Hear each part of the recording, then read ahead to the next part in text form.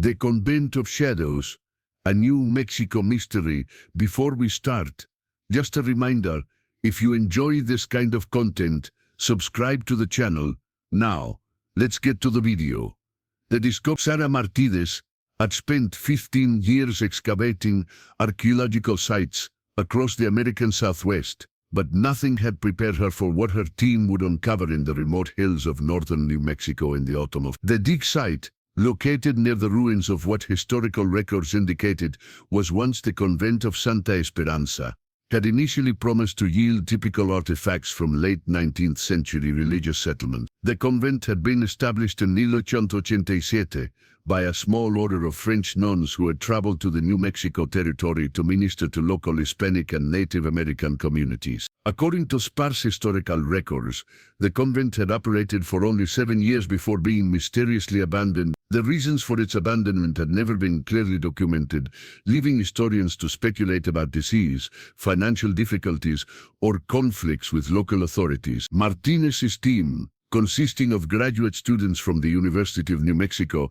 and volunteers from the local Archaeological Society, had been methodically excavating the site for 3 months. They had uncovered the expected artifacts, religious medallions, pottery fragments, remnants of daily life from a frontier religious community.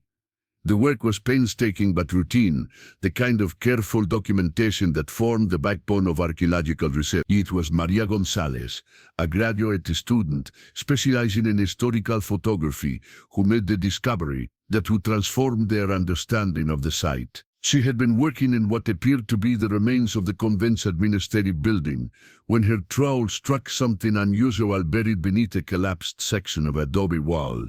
"Dr. Martinez," Maria called out, her voice carrying an unusual note of excitement. "I think you need to see this."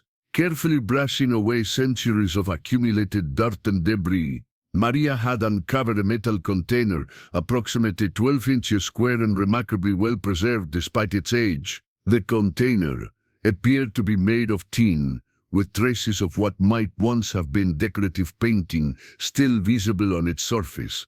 Dr. Martinez approached the find with the methodical caution that had made her reputation in the field. "Let's document everything before we open it," she instructed, calling for the team's photographer to record the container's position and condition before any further excavation. The container had been buried beneath what appeared to be the deliberate collapse of a wall section, suggesting that someone had intentionally hidden it before abandoning the site. This discovery immediately elevated the find from routine artifact to potentially significant historical evidence. After careful documentation and removal to their field laboratory, Dr. Martinez and her team prepared to open the container. The metal had corroded slightly around the edges, but the seal appeared to have remained intact, protecting whatever contents lay within from moisture and decay. Inside the container, wrapped in what appeared to be oiled cloth that had remarkably preserved its contents, the team discovered a collection of items that would prove to be far more significant than anyone could have imagined. There were several handwritten documents in French, a small leather-bound journal, religious artifacts, including a silver crucifix, and most intriguingly, a large photograph mounted on heavy cardboard backing. The photograph was in remarkably good condition, protected by the oiled cloth and the sealed container. It appeared to have been taken using the photographic techniques available in the Ethiopian, with the formal composition and long exposure times typical of that era's portrait photography. Maria, with her expertise in historical photography, was the first to examine the image closely. "This appears to be a formal group portrait," she announced to the assembled team. "Based on the photographic techniques and the clothing visible, I'd estimate it was taken sometime between 1990 and 1995, which aligns perfectly with the convent's operational period." The photograph showed a group of approximately 20 individuals arranged in the formal poses typical of 19th century group portraits. In the center of the composition stood several women in the distinctive habits of Catholic nuns, their faces solemn and dignified as they gazed directly at the camera. But as Maria continued her examination, using a magnifying glass to study the details of the image, her expression changed from professional interest to confusion, and then to something approaching shock. "Martinez," she said, her voice barely above a whisper.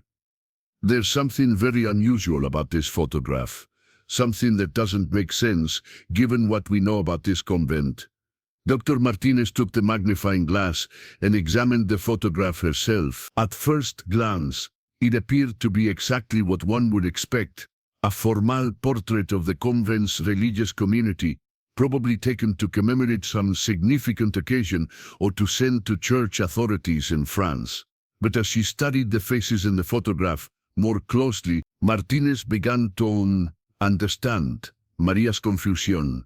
Among the group of nuns, clearly visible and dressed in the same religious habits as the others, were several individuals whose features were unmistakably Native American. This discovery was puzzling for several reasons. While Catholic missions had certainly worked with Native American communities throughout the Southwest, the formal inclusion of Native American women as full members of a religious order was virtually unclear. The racial attitudes and institutional policies of that era would have made such integration extremely unusual, if not impossible. "Are we certain about the dating of this photograph?" Dr. Martinez asked, though she knew Maria's expertise in historical photography was beyond question. Maria nodded confidently. "The photographic techniques, the paper stock, the mounting style, everything indicates this was taken in the early 8th. There's no question about the time frame." As word of the discovery spread through the archaeological team, excitement grew about the potential historical significance of their find. If the photograph was authentic, and there was no reason to doubt its authenticity, it suggested that the convent of Santa Esperanza had been far more progressive and inclusive than anyone had previously imagined. But the photograph held even more surprise. As the team continued their examination, they noticed other unusual details that challenged their understanding of 19th century religious community. Some of the individuals in the photograph appeared to be wearing combinations of traditional religious habits with what looked like Native American jewelry or decorative elements. Dr. Martinez realized that they had uncovered something potentially groundbreaking. "We need to document everything meticulously," she told her team. "This photograph could rewrite our understanding of religious communities in the territorial period." As evening approached and the team prepared to secure their finds for the night, Martinez couldn't shake the feeling that the photograph represented only the beginning of a much larger mystery. The careful burial of the container, the unusual composition of the religious community, and the mysterious abandonment of the convent in 1894 all suggested a story far more complex than the simple narrative of a frontier religious settlement. The discovery would soon attract attention from historians, anthropologists, and religious scholars across the country, all eager to understand the implications of what appeared to be one of the most progressive religious communities of the 19th century American Southwest. You want to know how far this message is reaching? Comment below and tell me which city or country you're watching from. The following morning brought a flurry of activity to the archaeological site, as Dr. Martinez's team began the painstaking process of analyzing their remarkable discovery. The photograph had been carefully transported to the University of New Mexico's Department of Anthropology, where specialized equipment could provide detailed analysis without risking damage to the historical artifact. James Whitehorse, a professor of Native American Studies and an expert in Southwestern tribal history, had driven up from Albuquerque overnight after receiving Dr. Martinez's urgent call. His expertise would prove crucial in understanding the cultural implications of what they had discovered. "I've never seen anything quite like this," Dr. Whitehorse admitted as he examined the photograph under high-powered magnification. The integration of Native American women into a formal Catholic religious order in the 1890s would have been revolutionary, and frankly almost impossible given the institutional attitudes of that era. Using digital enhancement techniques, the team was able to examine individual faces in the photograph with unprecedented clarity. What they discovered was even more remarkable than their initial observations had suggested. Maria identified at least 6 women in the photograph, whose features were clearly Native American, but Dr. Whitehorse's trained eye revealed additional details that spoke to the complexity of the community represented in the image. "Look at this woman here," he said. pointing to a figure in the back row of the group portrait. Her facial features and the way she's wearing her habit suggest she might be from one of the local Pueblo communities. And this woman in the front row, the bone structure and facial characteristics are consistent with Apache heritage. The implications were staggering if White Horse analysis was correct. The convent of Santa Esperanza had not only included Native American women as full members of their religious community, but had drawn from multiple tribal groups across the region. Dr. Martinez studied the enhanced images with growing amazement. The level of cultural integration this represents would have been unprecedented in demo. Most religious missions of that era focused on conversion and assimilation, not on incorporating Native American women as equal members of the religious order. But the photograph revealed even more surprising details as their analysis continued. Several of the women in religious habits were wearing what appeared to be traditional Native American jewelry alongside their Catholic religious symbols. Silver bracelets, turquoise necklaces, and other decorative elements were clearly visible, suggesting a remarkable synthesis of cultural traditions. This challenges everything we thought we knew about Catholic missions in the Southwest, Dr. Whitehorse observed. The typical model was cultural replacement. Native Americans were expected to abandon their traditional practices and adopt European religious and cultural norms. This photograph suggests something entirely different was happening at Santa Esperanza. Maria made another significant discovery while examining the background details of the photograph. Behind the group of nuns, partially visible in the composition, were architectural elements that appeared to blend traditional adobe construction with decorative motifs that were distinctly Native American in origin. The building itself seems to reflect the same cultural synthesis we're seeing in the community, she noted. Look at these geometric patterns carved into the adobe walls. They're consistent with traditional Pueblo decorative arts, not typical Catholic mission architecture. As the day progressed, the team made additional discoveries that deepened the mystery surrounding the convent. The handwritten documents found in the container were in French, as expected, but they also contained passages in what appeared to be Spanish and at least 2 Native American languages. Dr. Martinez contacted Dr. Elena Vasquez, a linguist specializing in historical Southwestern languages, to assist with translation of the multilingual document. Her preliminary analysis revealed that the papers included correspondence between the convent and church authorities in France, but also contained what appeared to be records of traditional Native American ceremonies and practices. This is extraordinary, Dr. Vasquez reported via telephone from her office in Santa Fe. The document suggests that the convent was not only tolerating Native American religious practices, but was actually documenting and preserving them. This would have been considered heretical by Catholic Church authorities of that era. The leather-bound journal found in the container proved to be even more revealing. Written in a mixture of French and Spanish, with occasional passages in what Dr. Vasquez identified as Tiwa, the journal appeared to be a daily record of life at the convent. The journal's author, identified as Sister Marie-Claire Dubois, had apparently been the convent's Mother Superior. Her entries revealed a religious community unlike anything previously documented in the American Southwest. Today, we celebrated the feast of St. Francis with our traditional Mass, followed by the corner blessing ceremony led by Sister Maria Luz. Read one entry from September. The harmony between our Christian faith and the ancient wisdom of our native sisters continues to bring us closer to the divine. Another entry, dated November 1893, provided insight into the challenges the community faced. Father Rodriguez from Santa Fe has written again, expressing concern about our irregular practices. I fear our superiors in France may not understand the beautiful synthesis of faith we have achieved here. These journal entries painted a picture of a religious community that had achieved something remarkable, a genuine integration of Catholic and Native American spiritual traditions that respected both cultures while creating something entirely new. Whitehorse was particularly struck by the implications of what they were discovering. If these documents are authentic, and there's no reason to doubt their authenticity, They represent one of the most successful examples of cultural synthesis in the history of the American Southwest. This wasn't assimilation or conversion in the traditional sense. This was the creation of a truly multicultural religious community.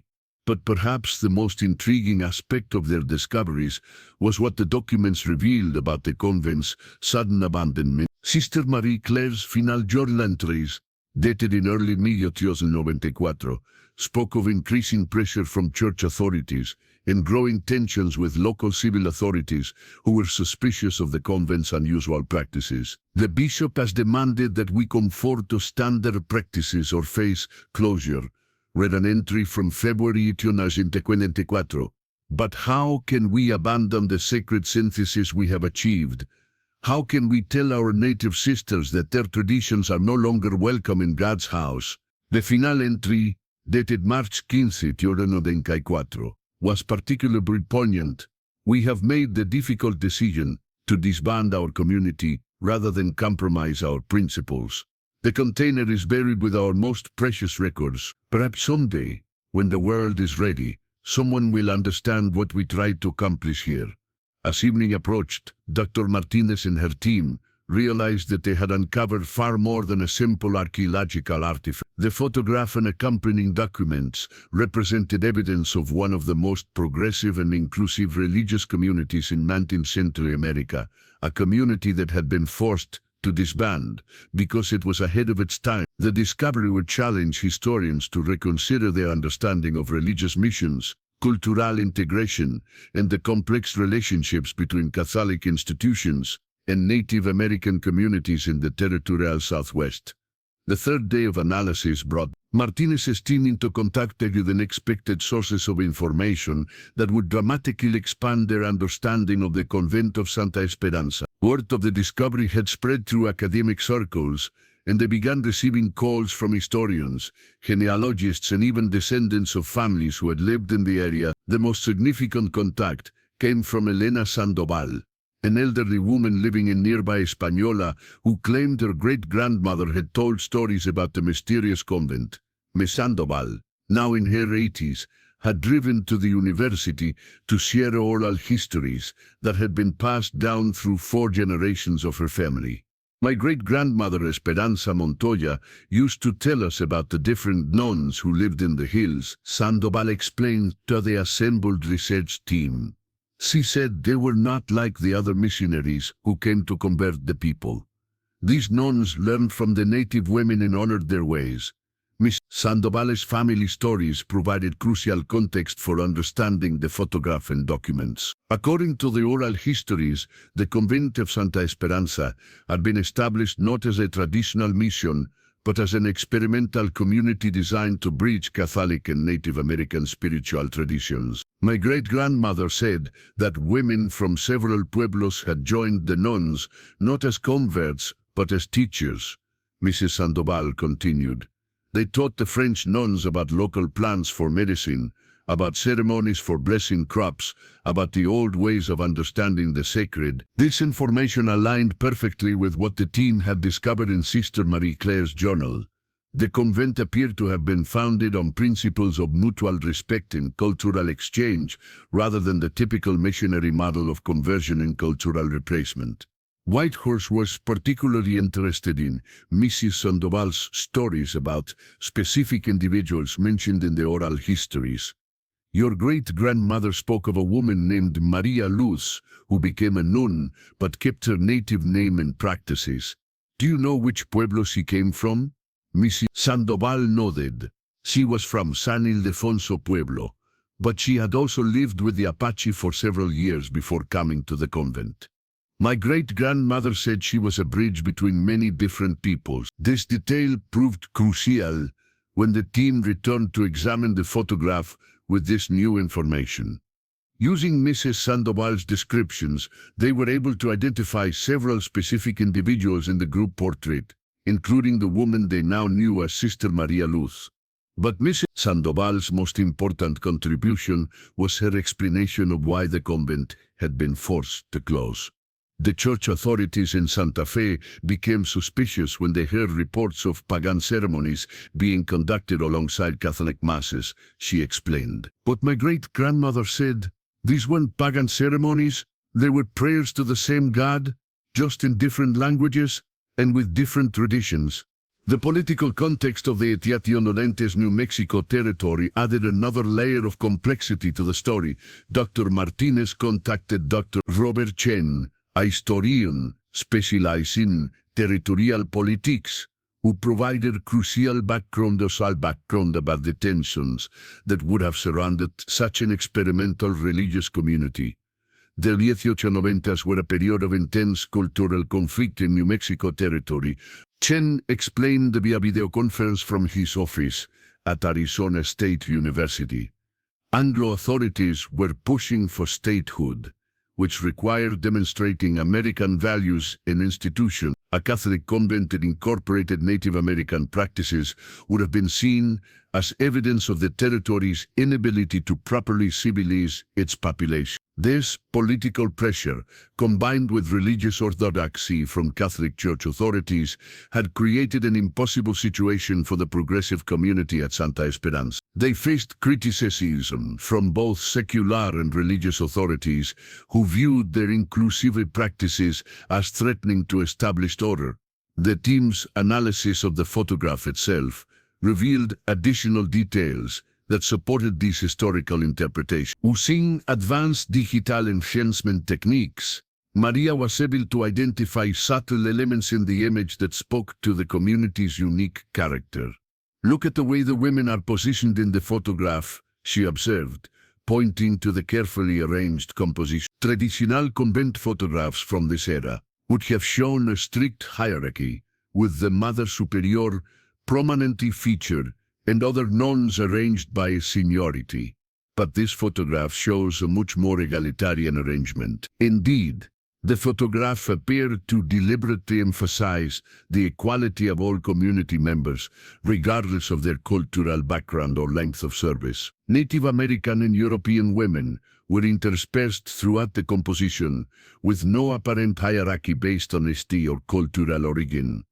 Dr. Whitehorse made another significant observation about the religious symbols visible in the photograph. Several of the women are wearing crosses that appear to incorporate traditional Native American design elements. He noted, these aren't standard Catholic crucifixes. They've been modified to include turquoise inlays and geometric patterns consistent with Southwestern tribal traditions. This synthesis of religious symbolism provided physical evidence of the theological innovation that had apparently taken place at the convent. Rather than simply adopting Catholic symbols, the community had created new forms of religious expression that honored both traditions. The team's investigation took another significant turn when they were contacted by Father Miguel Santos, a Catholic priest and historian from the Archdiocese of Santa Fe. Father Santos had been researching the history of Catholic missions in New Mexico and was familiar with fragmentary records about the convent of Santa Esperanza. The official church records about Santa Esperanza are remarkably sparse. Father Santos explained during his visit to the university. Most convent closures from that era were well documented, with detailed reports about financial difficulties, health problems, or other practical issues. But Santa Esperanza simply disappears from the records. Father Santos brought with him copies of correspondence between the Bishop of Santa Fe and church authorities in France that provided additional context for the convent's closure. The letters revealed growing concern about irregular practices and theological innovations that were apparently taking place at the remote convent. The bishop's letters suggest that he was under pressure from territorial authorities to ensure that Catholic institutions in New Mexico conformed to Orthodox practices. Father Santos explained, the territory's bid for statehood required demonstrating religious and cultural conformity to American norms. One particularly revealing letter, dated January 1894, expressed the bishop's frustration with the convent's resistance to his directives. The Mother Superior continues to defend practices that are incompatible with Orthodox Catholic doctrine. Her insistence on incorporating pagan ceremonies into Christian worship threatens to bring scandal upon the church in this territory. These historical documents provided the missing piece of the puzzle about why such an apparently successful and harmonious community had been forced to disband. The convent of Santa Esperanza had become a casualty of the political and religious pressures surrounding New Mexico's transition from territory to statehood. As the team compiled their findings, they realized that the photograph and accompanying documents represented far more than an archaeological discovery. They had uncovered evidence of a remarkable experiment in cultural and religious integration that had been deliberately suppressed and forgotten by history. The implications of their discovery would resonate far beyond academic circles, challenging contemporary understanding of religious tolerance, cultural synthesis, and the complex history of Catholic missions in the American Southwest. And look, the most striking part is still to come. But if this has made sense to you so far, like the video and send it to someone who needs to hear this. As Dr. Martinez's team delved deeper into their analysis, they began to uncover layers of the story that were even more complex and surprising than their initial discoveries had suggested. The fourth day of investigation brought revelations that would fundamentally change their understanding of what had occurred at the convent of Santa Esperanza. The breakthrough came when Maria made a startling discovery while examining the photograph under ultraviolet light, a technique used to reveal details invisible to the naked eye. Under UV illumination, faint markings became visible on the back of the photograph, markings that appeared to be a map or diagram of some kind. Dr. Martinez, you need to see this immediately, Maria called out, her voice filled with excitement and bewilderment. The UV-revealed markings showed what appeared to be a detailed layout of the convent grounds, but with additional structures and areas that didn't match the ruins they had been excavating. Most intriguingly, the diagram included symbols that Whitehorse immediately recognized as traditional Native American markers for sacred sites. These symbols indicate ceremonial locations, Dr. Whitehorse explained, studying the UV-revealed diagram. This one here represents a medicine wheel, this one indicates a place for vision quests, and these circular markings suggest locations for traditional dance ceremonies. The implications were staggering. The diagram suggested that the convent of Santa Esperanza had not simply incorporated Native American practices into Catholic worship, but had actually been designed as a sacred landscape that honored both religious traditions simultaneously. Martinez immediately organized a new phase of excavation based on the locations indicated in the hidden diagram. Using ground-penetrating radar and other non-invasive archaeological techniques, they began searching for the additional structures and ceremonial sites marked on the mysterious map. The results exceeded their wildest expectations. The radar revealed expectations. The radar revealed the foundations of several previously unknown structures, including what appeared to be a circular building approximately 50 feet in diameter, exactly matching one of the ceremonial sites marked on the diagram. We're not just looking at a progressive convent, Dr. Martinez realized this. We're looking at what may have been the first truly syncretic religious site in the American Southwest, a place where Catholic and Native American spiritual traditions were completely integrated. But the most shocking discovery was yet to come. While excavating the circular structure indicated on the diagram, the team uncovered artifacts that challenged everything they thought they knew about the timeline and nature of the convent's activities. Buried beneath the circular foundation, they found a collection of objects that appeared to predate the convent's establishment by several decades. Stone tools, pottery fragments, and ceremonial objects suggested that the site had been sacred to Native American communities long before the French nuns arrived. This changes everything, Dr. Whitehorse said, examining the pre-contact artifacts. The nuns didn't choose this location randomly.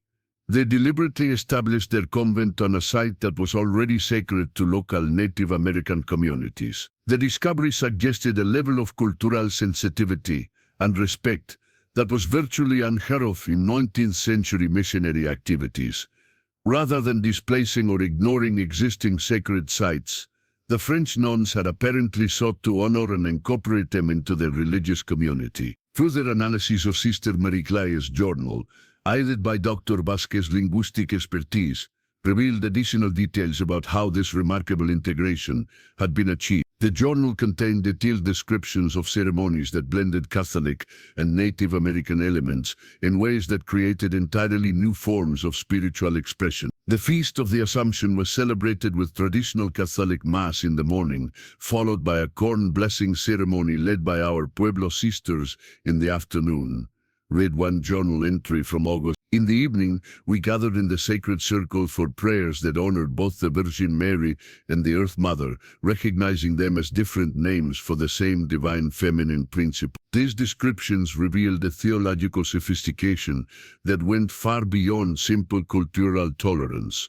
The community at Santa Esperanza had apparently developed a coherent religious philosophy that saw Catholic and Native American traditions as complementary rather than contradictory. Martinez contacted Dr. Angela Reyes, a theologian specializing in liberación teológica and indigenous spirituality, to help interpret the religious innovations documented in the journal.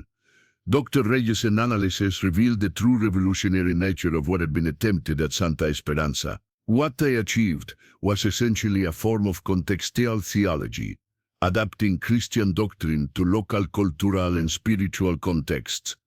Dr. Reyes explained during a video conference with the research team. This approach wouldn't become accepted in mainstream Catholic theology until the Second Vatican Council in the 1990s. These nuns were literally a century ahead of their time. The journal also revealed the personal struggles faced by Sister Marie Claire as she tried to defend the community's practices to increasingly hostile church authority. Her entries from late Viátinas 93 and early Viátinas 94 showed a woman torn between her loyalty to the Catholic Church and her commitment to the inclusive community she had helped create. Father Rodriguez has threatened to report our practices directly to Rome, read an entry from December. I cannot understand that we have not abandoned our Catholic faith. We have deepened it by recognizing God's presence in all cultures and traditions. The final entries in the journal revealed the heartbreaking decision to disband the community rather than compromise their principles. Sister Marie Claire's last entry, dated March 24, provided a poignant conclusion to the experiment. We have buried our most precious records and artifacts, hoping that someday the world will be ready to understand what we attempted here. Our native sisters will return to their pueblos, carrying with them the knowledge that God speaks in many languages and honors all sincere prayers. The French sisters will return to France forever changed by what we have learned about the universal nature of divine love. But the journal contained one final surprise that would add another layer of mystery to the story. In her last entry, Sister Marie Claire mentioned that not all members of the community had chosen to leave when the convent was disbanded. Sister Maria Luz has chosen to remain as guardian of this sacred place, the final entry revealed.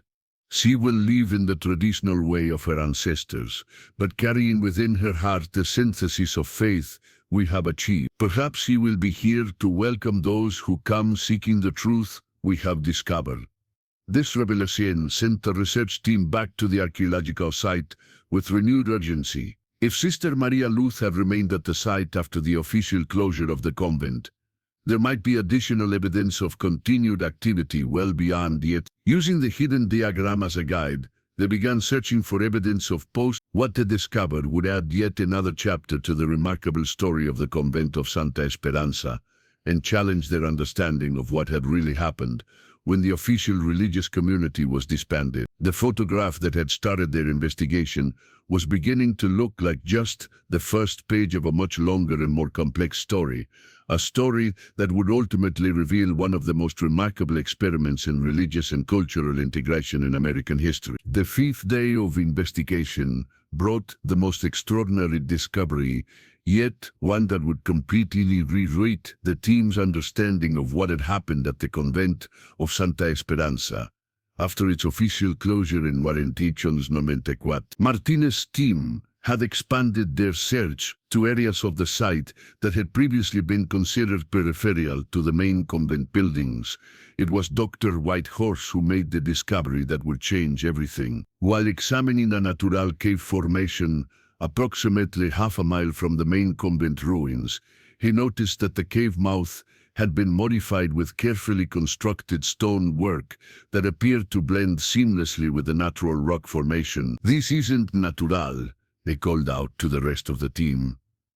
"Someone has deliberately modified this cave, and the stonework appears to be consistent with traditional Pueblo construction techniques." Inside the cave, the team discovered evidence of long-term habitation that extended well beyond pottery fragments, tool fragments, and other artifacts suggested that someone had indeed remained at the site as a guardian, just as Sister Marie Claire's journal had indicated. But the most remarkable discovery was a second cache of documents and artifacts, carefully preserved in another sealed container, hidden deep within the cave.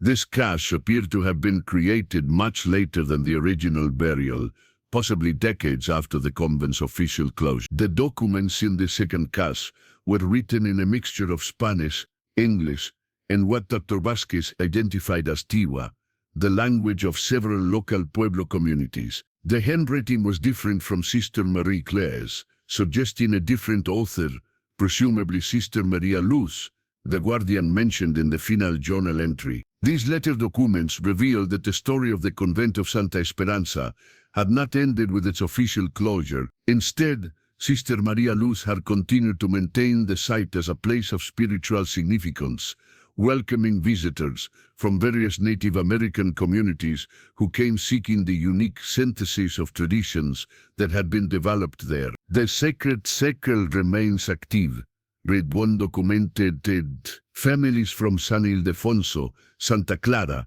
and even some Apache groups continue to come for ceremonies that honor both the old ways and the new understanding we achieved with our French sisters. The documents revealed that Sister Maria Luz had become a bridge between worlds, maintaining connections with both Catholic and Native American spiritual communities, while preserving the innovative theological insights that had been developed at the convent. More remarkably, the documents indicated that the influence of the convent of Santa Esperanza had spread far beyond its original location. Sister Maria Luz had apparently traveled throughout the Southwest, sharing the community's approach to religious synthesis with other Native American communities and progressive Catholic clergy.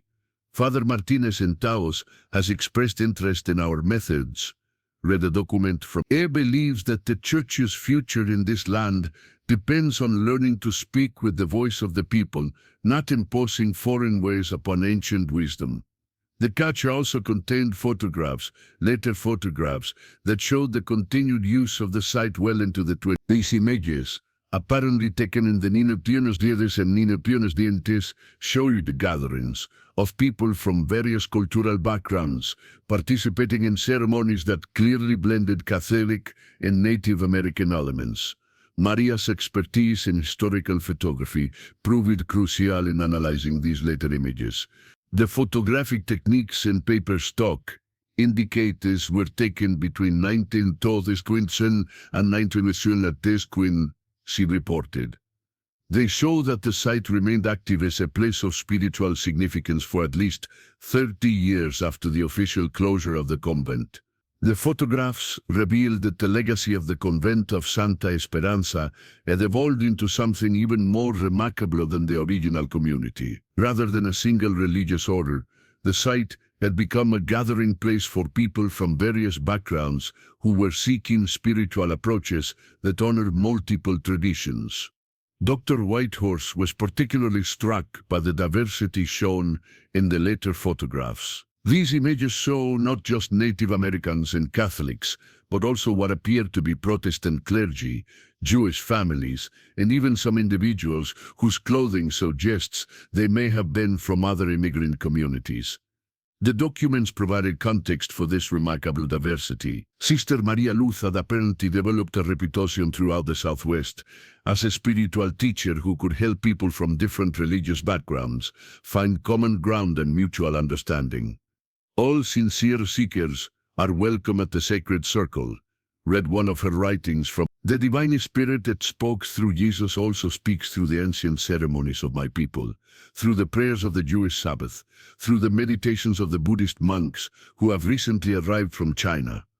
Truth is one, though its expressions are many. This philosophy represented an even more radical approach to religious tolerance and integration than what had been achieved at the original convent. Sister Maria Luz had apparently spent decades developing and refining a truly universal approach to spirituality that could accommodate people from virtually any religious background. The final documents in the cache, dated 1948, revealed that Sister Maria Luz had continued her work as guardian of the site until her death at an advanced age. Her final writings spoke of her hope that the principle developed at Santa Esperanza would eventually be recognized and adopted by mainstream religious institutions. The time will come when all people will recognize that the divine speaks in every language and honors every sincere tradition, she wrote in what appeared to be her final statement. The work we began here with our French sisters was just the beginning. The seeds we planted will grow in hardened minds across many generations. But perhaps the most significant discovery in the cave cache was a detailed map showing the locations of other sites throughout the Southwest, where Sister Maria Luz had helped establish similar communities of spiritual synthesis. The map indicated at least 12 different locations across New Mexico, Arizona, and Colorado, where the principles developed at Santa Esperanza had been implemented. This wasn't an isolated experiment, Dr. Martinez realized as she studied the map. This was part of a much larger movement, a network of communities that were developing new approaches to religious and cultural integration throughout the Southwest. The implications were staggering. The convent of Santa Esperanza had not been a unique anomaly, but rather the founding site of what appeared to have been a widespread but largely hidden movement toward religious tolerance and cultural synthesis. As the team prepared to investigate some of the other sites indicated on Sister Maria Luz's map, they realized that their archaeological discovery had uncovered evidence of one of the most significant but overlooked religious movements in American history. The photograph that had started their investigation was beginning to look like a window into a lost world of spiritual innovation and cultural harmony that had existed in the shadows of official history for decades. 6 months after the initial discovery, Dr. Martinez stood before an packed auditorium at the Smithsonian Institution in Washington, D.C., preparing to present findings that would revolutionize understanding of religious history in American Southwest. The photograph from the convent of Santa Esperanza, now carefully preserved and displayed, had become the centerpiece of what historians were already calling one of the most significant archaeological. The investigation that had begun with a single photograph had expanded into a comprehensive research project involving universities across the Southwest. Teams of archaeologists, historians, anthropologists, and religious scholars had spent months investigating the network of sites identified in Sister Maria Luz's map, uncovering evidence of a remarkable but previously unknown movement toward religious and cultural synthesis. What we have discovered, Dr. Martinez began her presentation, challenges fundamental assumptions about religious tolerance, cultural integration, and the possibilities for peaceful coexistence between different spiritual traditions. In the audience, which included leading scholars from around the world, listened with rapt attention as Dr. Martinez outlined the scope of their discoveries. The convent of Santa Esperanza had indeed been just the beginning of a movement that had spread throughout the Southwest, establishing communities where people from different religious and cultural backgrounds had found ways to honor their traditions while creating new forms of spiritual expression. Dr. Whitehorse presented findings from the investigation of other sites on Sister Maria Luz's map. We have now confirmed the existence of at least 8 additional locations where similar communities operated between 1975 and 1970, it reported. Each site shows evidence of the same remarkable synthesis of Catholic, Native American, and often other religious traditions. The most significant discovery had come from a site near Taos, New Mexico, where archaeologists had uncovered the remains of what appeared to be a multi-faith community. The site included a Catholic chapel, a traditional Native American ceremonial circle, a Jewish synagogue, and what appeared to be meditation spaces consistent with Buddhist practice. The Tao site shows that the principles developed at Santa Esperanza had evolved into something even more inclusive, Dr. Whitehorse explained. This was truly interfaith community building on a scale that wouldn't be attempted again until the late Maria presented her analysis of the photographic evidence that had been discovered at multiple sites. We now have over 200 photographs documenting these communities, spanning from Miotiot and Ordenta to Nente Bayete. They show a level of religious and cultural integration that was unprecedented in American history. The photographs revealed communities where Catholic nuns worked alongside Native American spiritual leaders, where Jewish rabbis participated in corn blessing ceremonies, where Protestant ministers learned traditional healing practices from indigenous medicine people. The images documented a world of spiritual experimentation and cooperation that had existed largely hidden from mainstream American society. Dr. Vasquez presented her linguistic analysis of documents found at various sites. The written records show the development of a sophisticated theological framework that could accommodate multiple religious traditions without requiring anyone to abandon their core beliefs, she explained. This was not syncretism in the traditional sense, but rather a recognition of universal spiritual principles that transcended specific religious forms. Perhaps the most remarkable aspect of the discoveries was the evidence of how these communities had influenced broader social and political movements. Documents found at several sites showed connections to early civil rights activists, women's suffrage organizers, and labor movement leaders who had been inspired by the egalitarian principles practiced in these interfaith communities. Father Santos, representing the Catholic Church's perspective on the discoveries, acknowledged the significance of what had been uncovered. These communities were far ahead of their time in recognizing truths that the Catholic Church would not officially embrace until the Second Vatican Council, he admitted. They represent a prophetic voice that was unfortunately silenced by the institutional limitations of their era. The presentation also addressed the question of why these remarkable communities had been forgotten by history. Chen's research into territorial and early statehood politics revealed that the communities had been deliberately suppressed and their records destroyed as part of efforts to present New Mexico as culturally homogeneous and religiously orthodox. The push for statehood carried demonstrating conformity to Anglo-American cultural norms, Dr. Chen explained. Communities that showed too much diversity or innovation were seen as obstacles to political acceptance by the federal government. The suppression had been so thorough that even local oral histories had largely forgotten the extent of these communities. Only fragments of stories, like those preserved in Mrs. Sandoval's family, had survived to hint at what had once existed. But perhaps the most moving part of the presentation came when Dr. Martinez shared the final discovery from their investigation. Hidden in the deepest part of the cave, where Sister Maria Luz had lived, they had found a letter addressed to those who come after. The letter, written in Sister Maria Luz's distinctive handwriting, had apparently been intended as a message to future generations who might discover the truth about the communities she had helped create. We knew that our time was ending. The letter, the world was not ready for what we had learned about the unity that underlies all sincere spiritual seeking. But we planted seeds that we believed would grow when the time was right.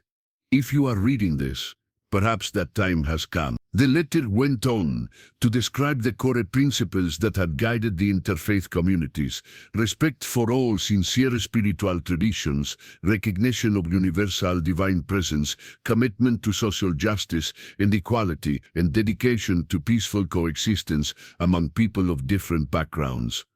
These principles seem remarkably contemporary, Dr. Martinez observed. Sister Maria Luz and her colleagues were developing approaches to interfaith dialogue and community building that are only now being widely adopted, and the presentation concluded with a discussion of the implications of these discoveries for contemporary religious and social issues. The communities documented in the photographs and artifacts provided historical precedent for successful interfaith cooperation and cultural integration on a scale that many had thought impossible. The convent of Santa Esperanza and the movement it inspired offer hope for our own time, Martinez concluded. They show that people from different religious and cultural backgrounds can not only coexist peacefully but can actually create new forms of spiritual expression that honor everyone's traditions while building something greater than the sum of its parts. As the presented and the audience erupted in applause, Dr. Martinez reflected on how a single photograph discovered in the ruins of a forgotten convent had revealed an entire hidden chapter of American religious history. The faces in the Recia photograph had indeed shocked everyone who saw them, not because they were unusual for their time, but because they represented possibilities that the world had forgotten were possible. The photograph now hung in the Smithsonian's permanent collection, a testament to the vision and courage of the women who had dared to imagine a world where spiritual diversity was seen as a blessing rather than a threat. Their legacy, buried for over a century, had finally been revealed,